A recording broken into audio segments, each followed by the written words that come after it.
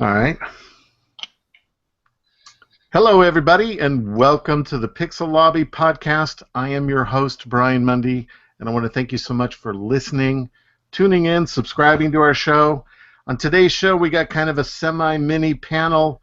We have our founder of the pixeLobby, Cindy Wilkerson. Cindy, how are you? I'm doing good. How are you?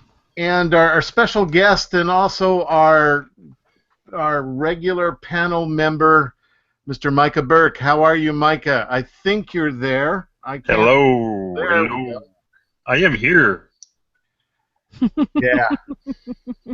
You know, I told you guys that before we kick this off, I wanted to bring up something I just recently heard that will affect, I think, all of us in regards to photography. And I was talking to Mark Coleman today, Paul's Photo in Torrance, and he was telling me how the recent earthquakes that they've had in Japan are going to drastically affect the ability to be able to manufacture and deliver cameras and lenses of almost every Japanese camera manufacturer, from Pentax, Nikon, Canon, Sony, to where it's going to drastically affect. They're taking away any of the what do you say, the marketing incentives that they get, the little perks. I mean, I don't know if most people realize that camera stores, from small retailers to the big box stores to even the Amazons, they have very, very small margins. I mean, a typical camera outfit, you might spend $3,000 on a body and a lens, and their profit margin is maybe $50. And that stuff is going away. And that's going to affect all of us as far as back orders, the ability to purchase some of that equipment, and of course, you know how that works, supply and demand. Prices are going to be going up.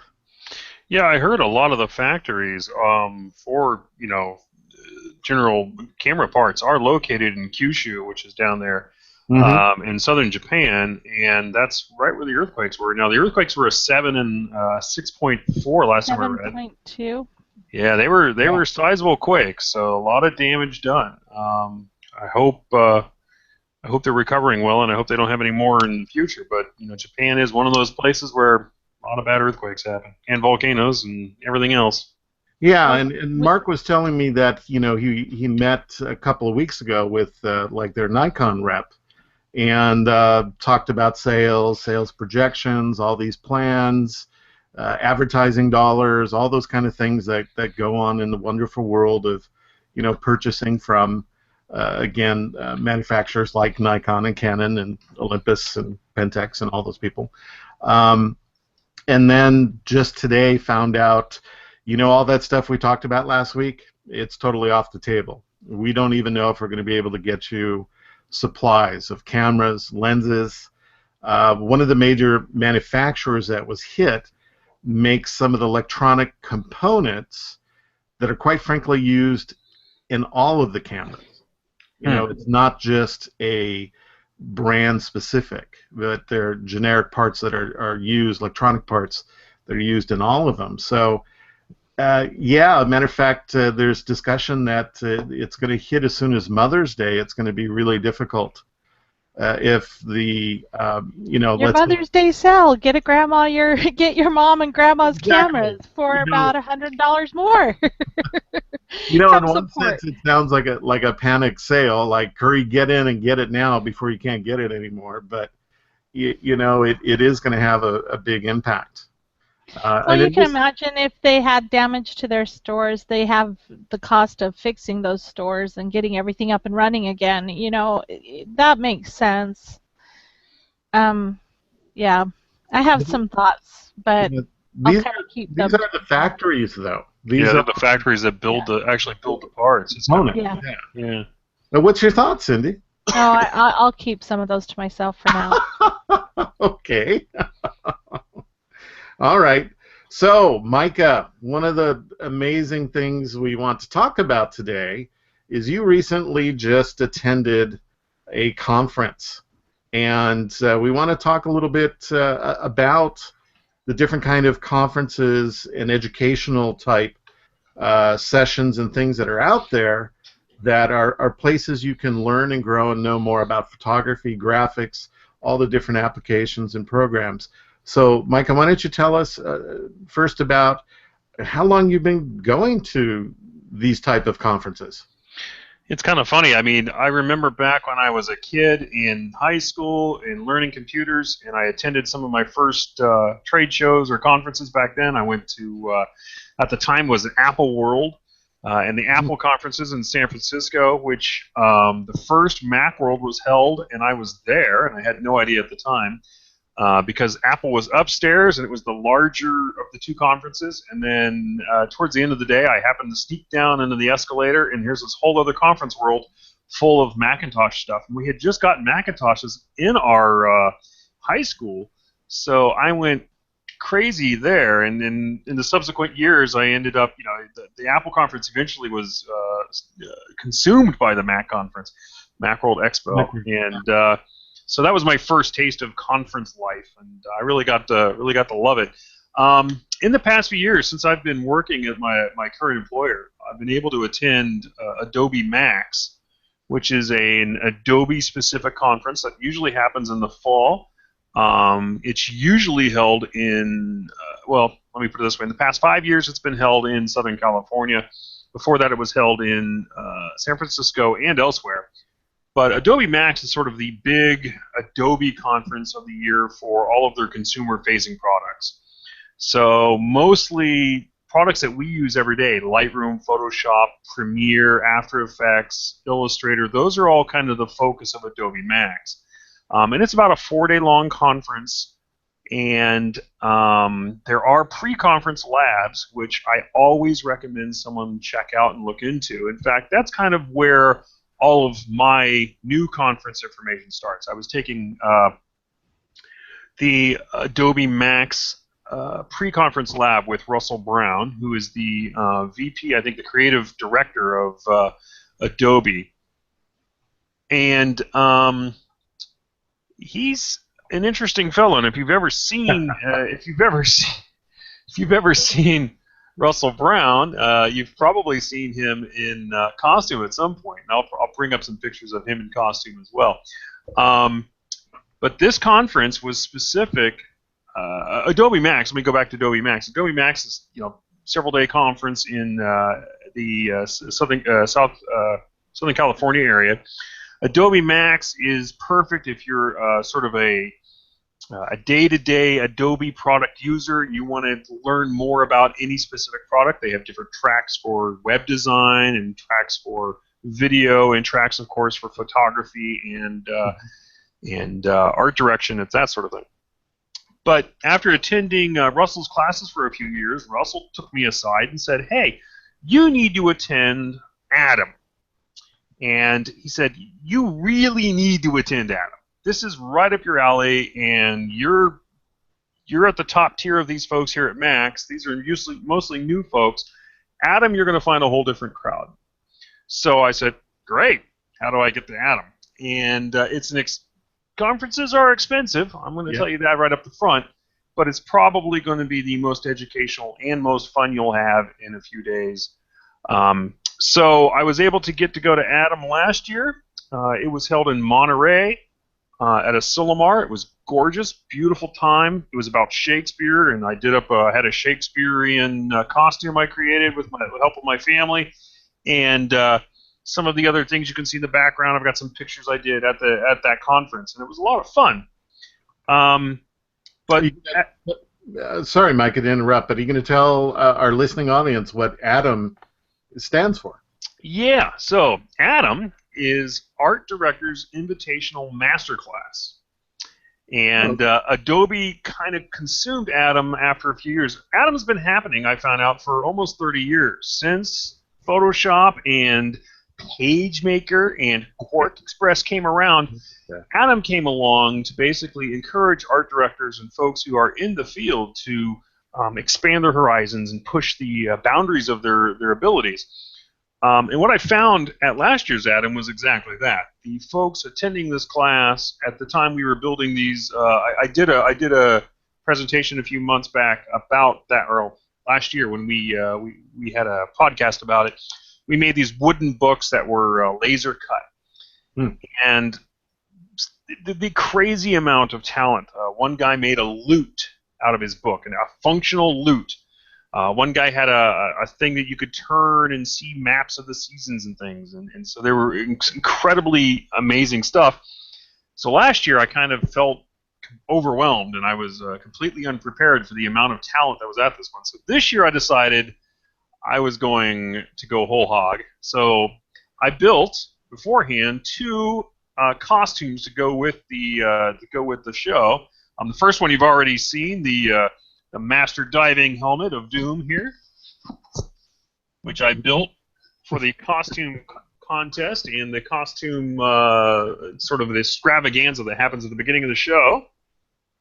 That's my first one, and my second one was a little more traditional, but still just as cool. Deep sea diver helmet. So, if you read my post on pixeLobby, or if you take a look at my Slate post, which we'll post the links to, you can see that some of the amazing costumes that were at the conference. I'll do a quick screen share and also put those up on the screen here. Let's see if you can click it over there to that. Folks can see that. You can see in this photo we've got a lot of people. The lady, the person in who's the creature from the Black Lagoon down there. If you might want to click on me to get that pull up and fill the screen. That's actually Julianne Cost there, the famous Julianne Cost, who's an amazing Adobe employee. So that was sort of the beginning. There's a costume contest, and here, of course, is Russell Brown himself, dressed as Captain Nemo, and just some amazing costumes and amazing makeup at that. But what we do with that then is that we all have our photos taken at this conference, wearing the costumes, and then those will be used in projects later on during the master class. So during the master class, they have a whole string of speakers that come, special speakers, famous folks, and folks you may have heard of. Well, Julianne Cost, for example, was there. Terry White, everybody knows Terry White, the Photoshop expert. Of note this year was Orlando Arocena, and if you don't know who Orlando Arocena is, every time you open Adobe Illustrator, maybe 1 or 2 generations back, you would see a splash screen that he made. Amazing illustrator, just one of my favorite illustrators to follow, and it gives you a chance to kind of hobnob with these folks who are impressive designers and illustrators. I've always wanted to meet Orlando ever since I've seen his work, and I wanted to basically steal all of his design work and the way he does things. I learned a tiny little bit from him. Because you're a little secretive of your abilities, but amazing stuff. Right. So the entire conference is you're listening to these folks give presentations, and meanwhile you're working on your master project, which you will present at the end of the show. This year for the master project we took acrylic sheets that look like this. As you can see, this acrylic sheet here, and they're connected together, and you make sort of a diorama. And I'll get a little bit more into it, but we laser cut things out of the diorama. For example, here's a laser cut. I've got a laser cut action figure of myself wearing my costume. It's kind of cool. I get to have a little. I get to play with that. Okay, we're not going there. But the wonderful thing is that some of the projects were incredible. One fellow made a working star chart finder, so it had light coming out that you could actually turn it to see the stars for the current season. And then a lot of folks did cool things like this, and I'll kind of bring this around and show you my project. And my project is called the Siren. And as you can see, there's a animation. We learned how to do the animation from Chris Converse. He showed us how to do this animation. This animation was created in Photoshop, completely in Photoshop, and then it was exported to InDesign, where it was then published to an iBook and sent to the iPad back here. Right. Well, cool, right? It's a porthole. That's kind of neat. Well, I want a little interactivity, so I created.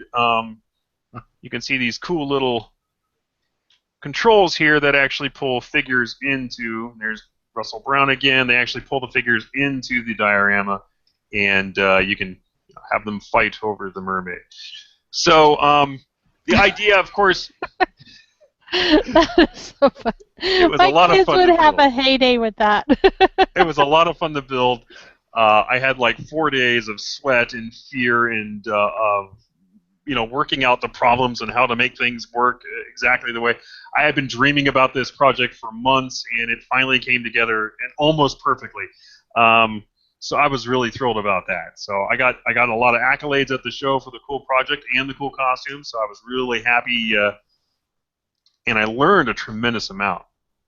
Some of the people who were there, David Fleetham is an ocean photographer. He photographs marine life, and a lot of his pictures have been in National Geographic, and we got to use his pictures in our designs. Orlando Arocena, I mentioned before.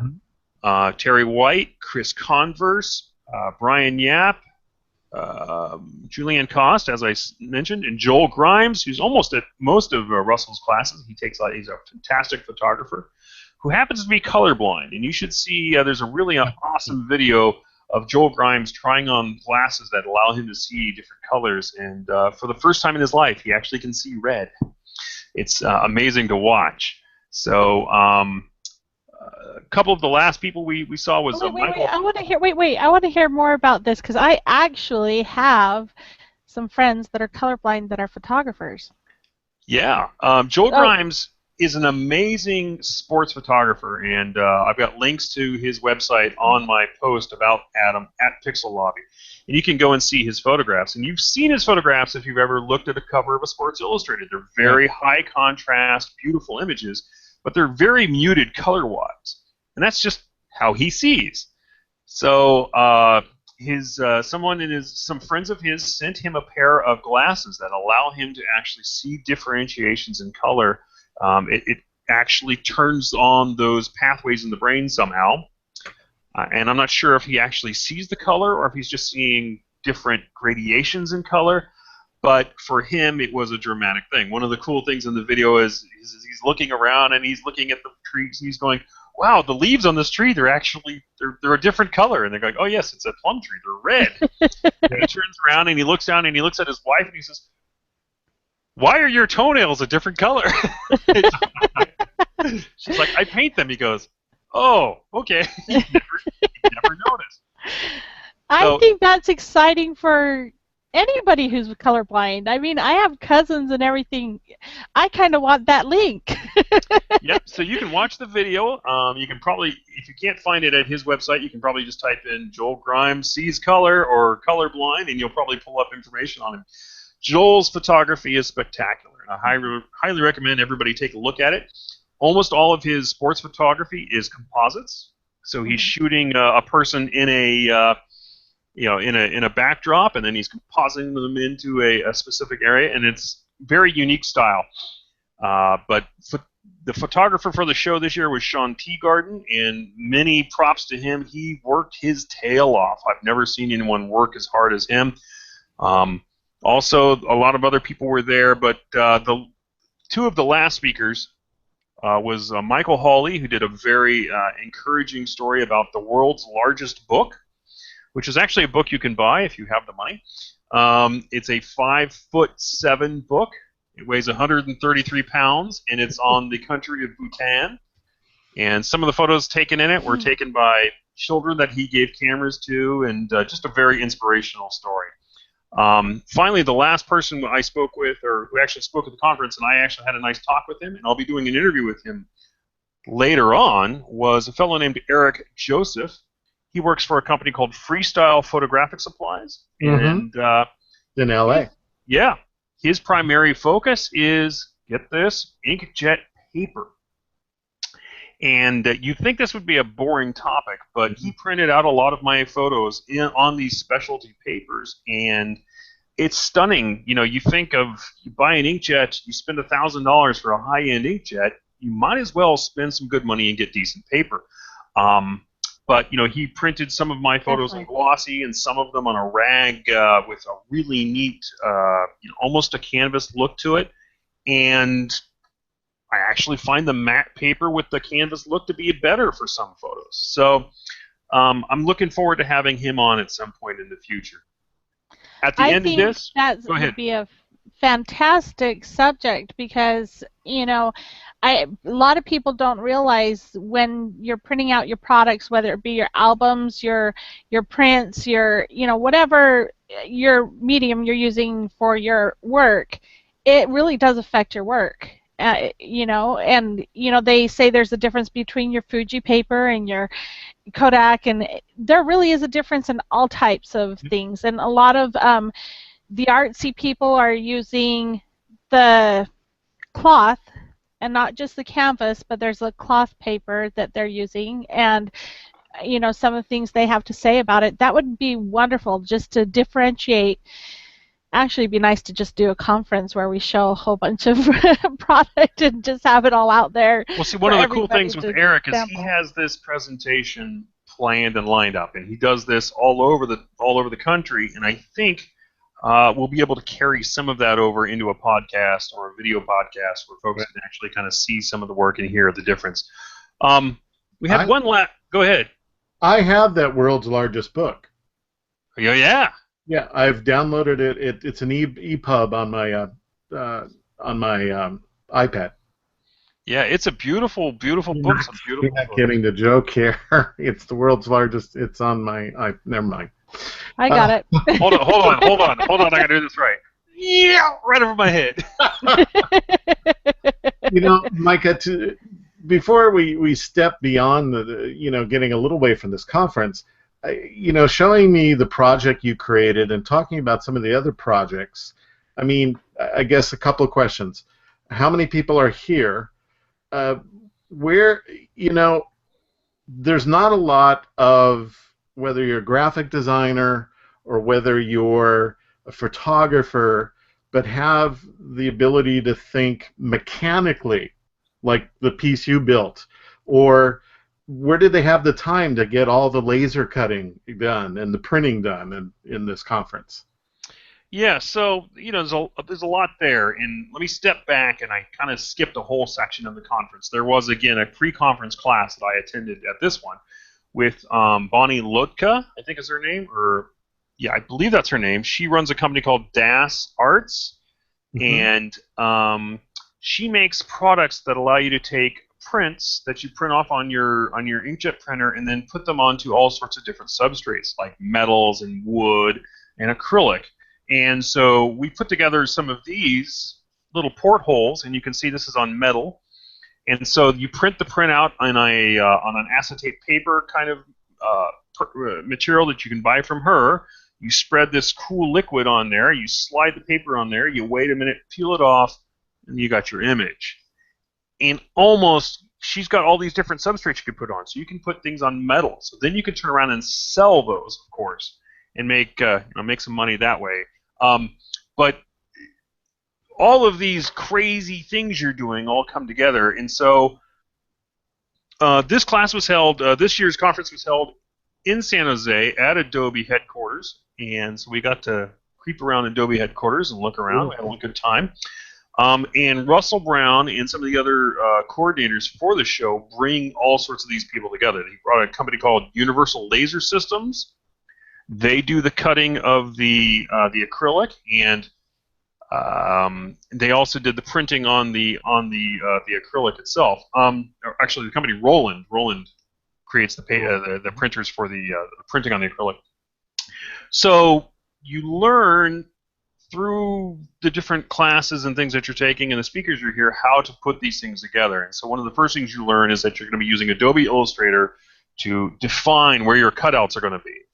And so the cutouts are done in Adobe Illustrator, and then you can bring the photos into Photoshop, and I trim them out, and then you can do all sorts of really awesome things with those. and get your diorama put together that way. So there's a lot of different conferences folks can attend during the year. Of the ones I've attended so far, I've attended Adobe Max, Laser Cut. No, big Looks like cable foam. router. Ah. The same thing. I guess that's where my question came from. Is I know what it takes to learn how to create the registration marks, the cutting paths, and Yep. even the concept of different layers of pieces. I could see somebody attending, taking a week just to learn that. Yeah, it's amazing. You've got to be on your feet and be able to move. I mean, a lot of folks just printed flat sheets of acrylic out with images on them and stacked them together, and then you could learn to drill a hole and put in the light. So there's a wide level of different talent abilities there, and I'm not, not everybody's was as intricate as mine or as some of the others. But the cool thing is if you know something like Illustrator, and if you know Photoshop, and you know Illustrator, and you kind of know InDesign like me, you kind of put those things all together, and you can come up with an amazing, cool, killer project. At the same time, you don't have to. You can just, put together a smaller project and watch the folks give their presentations and learn from them. But it's pretty cool. So back to our discussion, we were going to talk about the different potential things people could attend, the different conferences folks can attend, and if we talk to Jesus later, I'm sure you'll be able to ask him about the one he's going to be highlighting at soon. I also think he'll be presenting. Jesus will be presenting at Adobe Max this year as well, so I'm looking forward to attending his class at Adobe Max. So the three conferences I've attended are Adobe Max, Atom, and last year I went to Photoshop World. And I would say the level of instruction you're going to receive is pretty much between Adobe Max and Photoshop World is pretty much identical. You're going to learn about the same sorts of things, and the classes are about the same quality, and I was really impressed with a lot of what I heard at both. I think Photoshop World's a little cheaper than Adobe Max. It can be. Although I think Adobe Max right now has a special deal that if you get it before... Well, maybe I'm wrong, but there was an $800 deal where you could attend Adobe Max and all of the classes and all the courses. Right. But you had to sign up pretty quick. There was a deal, and I don't even know if I should mention it. There was a deal, and I don't know if it's available still, where it was quite discounted. But you do have to jump on the discounts and kind of watch them. But it was even less than what you mentioned. But in general, Adobe Max is what general 15. Cost? I think it's 15. Adobe Max is $1,500. Yeah. If you pre-register long beforehand, in fact, pretty much right when the website comes, you got about 3 months after the website for Adobe Max is updated. You can go for about $800, maybe $900. If you attend the pre-conference labs, they're additional. In fact, Russell Brown's class, and it's a bone of contention with a lot of us, is, regardless of discounts, is $1,995. So it's about $2,000 for Russell's class, which is a 3-day class before Adobe Max. So you can kind of see you're spending double the amount to attend. So it's 19 for his, and then 15 for 19 for the whole thing. In total. Yeah, okay. 19 in total. Photoshop World, I think, was about $1,200. The difficulty for me with Photoshop World was that it was in Vegas, and everything in Vegas seemed to be more expensive than any place I've ever been. Can't be. And Atom, I believe, was about $1,900 as well. So that's about your price range, between $1,900 and $1,500. Discounts if you can get them. Yeah, and then you have food and lodging for that, right? Unless it's in your backyard. And one of the good things about the Adobe Max is that a lot of the food is provided. So true. there was But the almost. lodging can be really difficult. So getting your ticket ahead of time is really important because you also have to find your deals on your hotels or, your friends you can stay with or whatever you can do Right. because hotels book really fast. Yeah, and in the Adobe Max, they have suggested hotels and special deals on the website that you can get when you sign up for Adobe Max. I found that the pricing was better through Adobe, going through Adobe, than it was to go direct to the hotel. At least in most of the cases, one of the hotels was like $350 a night, but you could get the same hotel for $225 through Adobe.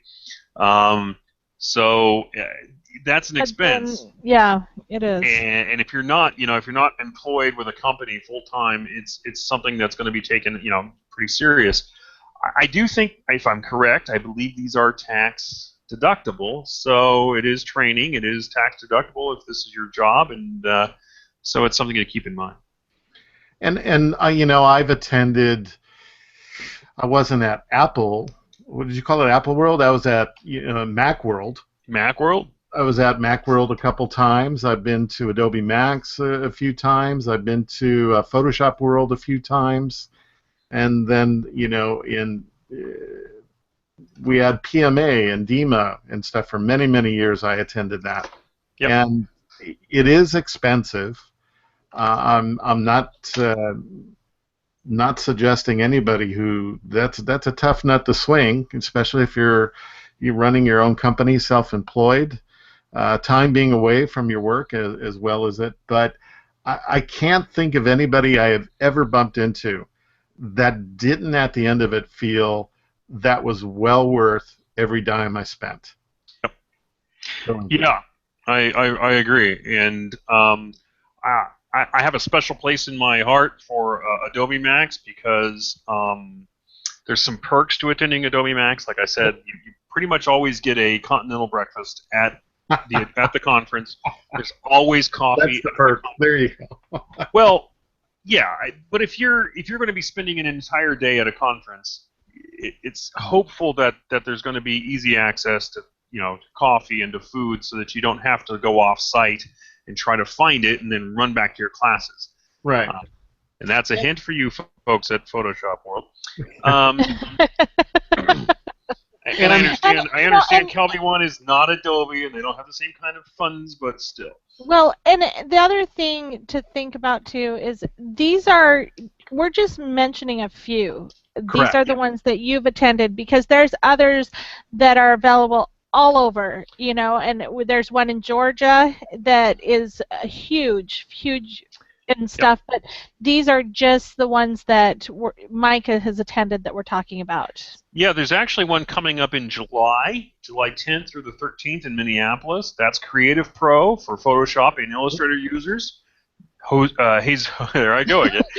Jesus, our good friend Jesus Ramirez. There I go again. Jesus Ramirez will be presenting. And you all thought it was just me. I know. You rubbed off. For those of you just joining our podcast, we're making fun of our friend Jesus Ramirez. He will be presenting at the Creative Pro Conference, and actually, for those of you who are listening, you can actually catch him on the Adobe's Twitch TV right now too. He's been doing some amazing videos. I've been watching him while at work, learning amazing things about Photoshop from Jesus. So there's conferences all year long in different parts of the U.S. I know Kelby has other little conferences that they do. I know there's other Photoshop ones, but these are the ones I've attended. And you have to kind of keep track even locally. I mean, we have coming up in LA here, PhotoCon. Yeah. It's coming up at the end of May, I believe. And that's Sammy's camera. And I know Sammy's got a pretty big presence out there on the internet, so even if you're not from California, you've probably heard of them. But people like my good friend Lee Veris is going to be doing some courses on Camera Raw and all kinds of educational sessions. Yeah, if you just Google Photoshop conference or photography conference, you'll probably find a whole list of conferences that we've not even imagined. Right. Well, and like each little town, they have their little artsy Mm-hmm. areas too. Here in the Seattle, Washington area, we have tons. In Oregon, the whole entire coast is filled with very artistic people, and not just autistic, but artistic. Yes, And sometimes so both. recently, my daughter, who's really into art, her work was put into the conference center. There was a big photo art. It had art and photo, and they had some juried and open juried projects, and that was with photography and art. So that was really interesting and fun, and it was people from all over the states that were sending it to it, and so it was the conference center was completely filled. And it's really good to look around because you can find out who your local artists are. You can get involved with your local communities. You don't always have to fly out to Sure. California or Seattle or wherever. There are places in your local areas, schools, colleges, Mm-hmm. universities that are really fun and neat to get involved with.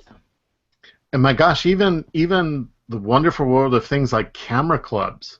Yep. Yes. There are so many of those around, and to be honest, what's kind of funny is most of my experience is camera clubs over in Europe and being there. But those are great places to share your work, learn from others, get good, honest feedback on the kind of stuff you're creating, and there's all kinds of opportunities to continue to grow and learn. Again, whether it's photography, whether it's graphic arts, whether it's Illustrator, InDesign, Photoshop, web development, all those things. There are so many groups that are almost free to attend. There may be, $5 at the door kind of thing. Yeah, and you'll find, it all depends on, your comfort level with crowds too. For example, your local camera club and, a conference or art show is going to have probably a much smaller attendance than something like Photoshop World or Adobe Max. I think last year's Adobe Max was somewhere in the range of 20,000 people. It was insane. Whereas Atom was only about 100 attendees and maybe 30 to 40 helpers and other associated folks. And Photoshop World, I think, also was in the 10,000 range Right. of attendees. And if you're not ready to jump in and the hard dive, start out slow and work your way into something and see where what direction you want this to go. But I have a there's question. a lot of wonderful learning there. So, Micah, what do you do? How do you approach your employer and get them to do this? Well, come on, we want to hear the yeah. secrets there for those of us who would like to talk to our employer. Well, yeah. So years ago, it was difficult. I'd approach him like, I really want to go to this conference. And I really need to go to this conference. And please send me to this conference. And of course, he bulked up the price, and then they bulk at the hotel, and then they bulk at the airport airfare. And then what happened was I came back from my first Adobe Max, and for 6 months or so, I was super designer. And really pumped and really excited, and it really rejuvenates you when you attend something like this and you learn a lot of new tools and techniques and tricks. And so I think they saw the value in it. So every year it's been easier, and then last year I got a discount on attending Atom. So I said, hey, I'm going to go to this conference. They're going to give me a discount. How about it? And my boss is like, so you're going to 2 conferences a year? I'm like, yeah. And he said, okay. And also, sometimes at these conferences there are little perks. For example, if you attended Atom this year, you got 2 years of the Creative Cloud for free. So if I turn around and tell my boss, look, you just got $1,200 for the software for free, that pays for itself. Right. He's not going to be paying for Creative Cloud for 2 years, and plus he gets a rejuvenated, excited graphic designer who comes back to work. Sometimes, and I say sometimes because it doesn't always happen, there are prizes and there are giveaways at some of these conferences. A couple years ago at Adobe Max, they gave away Surface Pro 3 tablets. Wow. Last year they gave away Fuji cameras, and who knows whether or not they'll give something away this year. It doesn't always happen. A couple of years back, they gave us nothing, so you just have to roll with it. But really, the greatest thing is what you learn. It takes some getting used to, though, because sometimes, like Adobe Max, all the classes are like 30 minutes long, and they're intense, and they're packing you full of knowledge, and you'll go from a Photoshop class to an Illustrator class and hope that you didn't forget everything you learned in that Photoshop class. It's also very important. I mean, I think it was 2-3 years ago, that same Adobe Max that we got the Surface Pro 3, wasn't it? Yeah. Yep. It's the first time I met Micah in person. Yep. And it has so much to do. You just saw, or you just heard in the beginning of our podcast where Micah was listing off these people, Julian Cross, all these different artists and people that you start to know, you start to have conversations with, start to build relationships with. And then you can call him Jose. Yeah.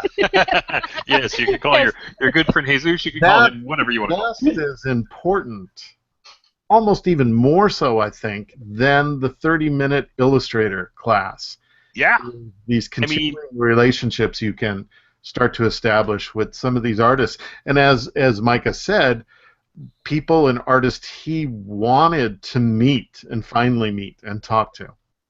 Yeah, the networking potential's fantastic. Several years back at Adobe Max, I met a fellow named Josh Campbell, who I'm also going to be doing an interview with soon. Josh Campbell's an amazing designer in the Midwest, and he and I, through our common relationship and discussions and all, we've done business together. And I brought him on board to do a T-shirt for my company, and those kind of things happen all the time. Let me pull this cute little image up. Here's a group of us standing. You can see me. I'm the guy off to the left there.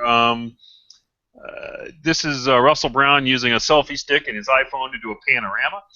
And this is on the 6th floor of the Adobe headquarters. And you can see the group of us there from the Atom conference. We're all standing there and looking at different things. There was a fellow on the top of the building actually taking pictures of us too. So I made friendships with these folks this year, just hanging out. Like I said, I got to meet Orlando Arosena. I mean, how can you beat that? This is somebody who I've been wanting to meet and get learn from, and I've been able to talk with him and network with him, and learn from him and all of these other wonderful folks at the conference. That's awesome. See if I can get my camera to kick back in. So is there anything that you would pinpoint as your the one thing you walked away with that you're like, I'm so glad I learned that, and it's something I will take with me? Or is it an overall? Do you find that you always walk away with one certain thing that you're like, yes? And what was it this year? Yeah, that actually is true. I often find, for me, it's less a specific technique or trick or how to do something. It's often more about who I am and how I work and better ways to work. This year, I really tried hard at Atom to make an incredible project and to make awesome costumes. And these were things that could have failed at any time along the way. Just coming down to the wire, putting the project together, the diorama, and gluing little parts together and thinking, this is never going to work, it's never going to work, it's never going to work. And it works, and it's fantastic. And, Russell Brown was on stage at the end of the thing going, Micah, this is a great project. And so not just the accolades, but the fact that, I can do just about whatever I want if I set my mind to it and I know the product. And so next year it's how to do it and keep the wife happy while doing it. Oh, you heard about that, did you? He's like, I want my project table back. I'm a wife. I want my garage clean. I want all these helmets out of my garage. But besides just what you learn from the classes, You learn a lot about the potential and the possibility that you have and that you can bring to your own artistic ability, your own creative ability, as well as your employer, or if you're self-employed, to the rest of the world. It's really about growing you. And I think that speaks volumes about you. And I've seen you as an artist. You're not one that just quits. And I'm sure your employer sees that, and that's why he supports you and helps you with that, because he sees the growth that you've had in these different times. But the more potential you see in yourself, the better artist you become through this whole experience. And you really have come a long way. I've really enjoyed watching you grow in your whole venture. Thanks a lot. It's just, I think last year's Adam, just seeing the ability and the technical ability and talent that was at that conference, and realizing I was I was outnumbered and outgunned by these amazing art directors and designers, really spurred me to do something special this year, and I hope I brought it, and I feel like I did, and I felt like it was a great time, and I met a lot of wonderful people. And I think that's key. Photoshop World was difficult for me because I hadn't been there before. I didn't know a lot of the people. Fortunately, Jesus was there and introduced me to Glenn Dewis and some of the other wonderful folks at Photoshop World. And I learned a lot at Photoshop World. But there again, what I took away from Photoshop World was that these top tier, Glenn Dewis and Terry White, these are human beings that you can interact with on some level if you go to one of these conferences. And you might be able to, ask them questions and really get to know them. And, sitting around in a pub, an Irish pub in Las Vegas with Jesus and Glenn and several other wonderful people drinking and eating and having a good time was as a learning and experience as one of the classes. So I think those are important things for everyone to take away from this. Great. Well, Cindy, do you have any burning wrapping up question here for Micah? I'm just excited to see what he does because, I think he pointed out very well, that he's seen his potential each time he goes to these things. He learns something else, but he sees his own potential and gets his own ideas from it.